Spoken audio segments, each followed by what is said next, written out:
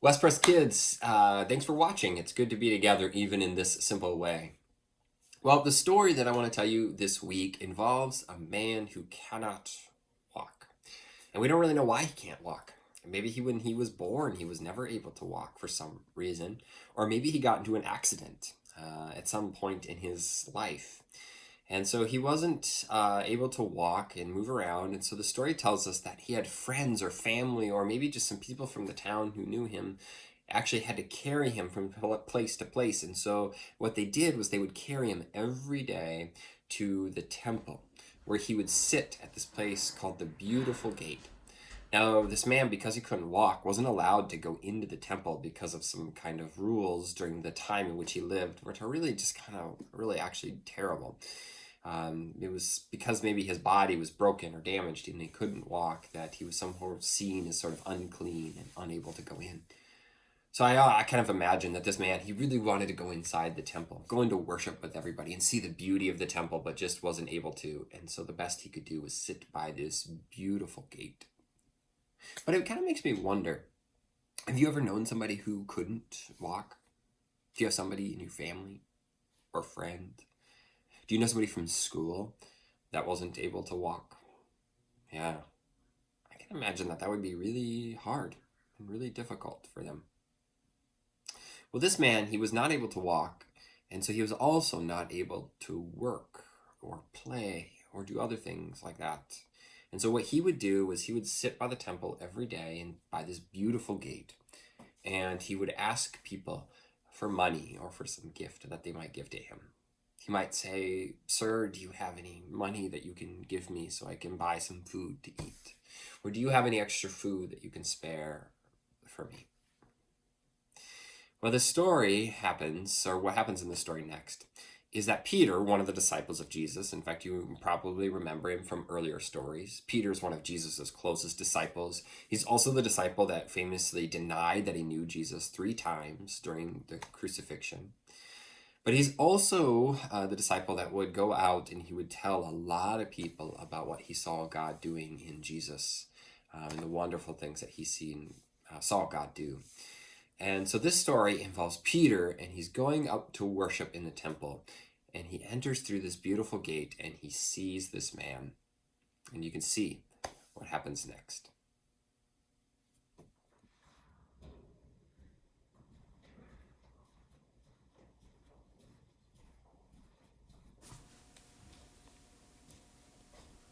"Sir, do you have any money for a poor man?" Well, I don't have any money, but I can give you what I do have. In the name of Jesus Christ, stand up and walk.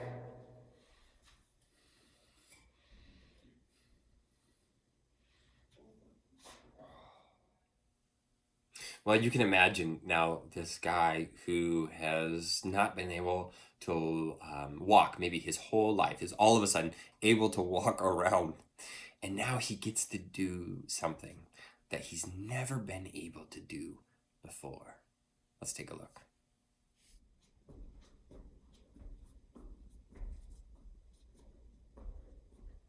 That's right.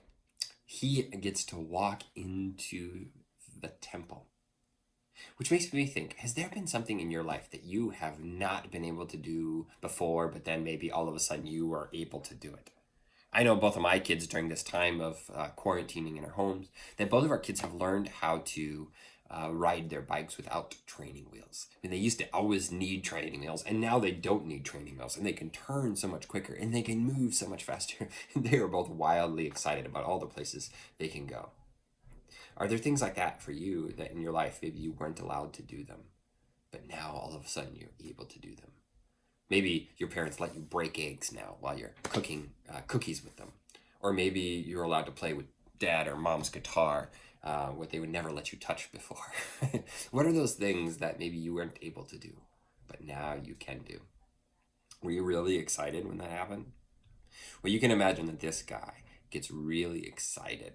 And we learn that he takes it, that he shows everybody in the temple just how excited he is. Take a look. Woohoo! Yeah! Yeah! Woohoo! Yeah!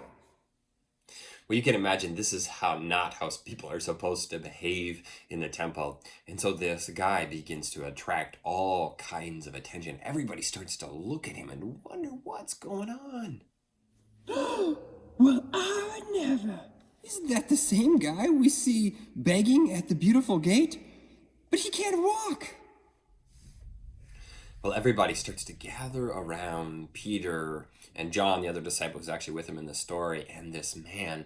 And they begin to ask questions. How did this happen?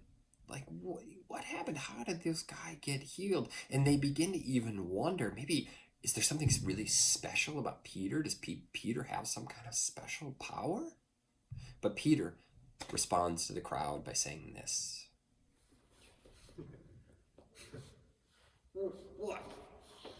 But don't look at me like this was done by some power that I have.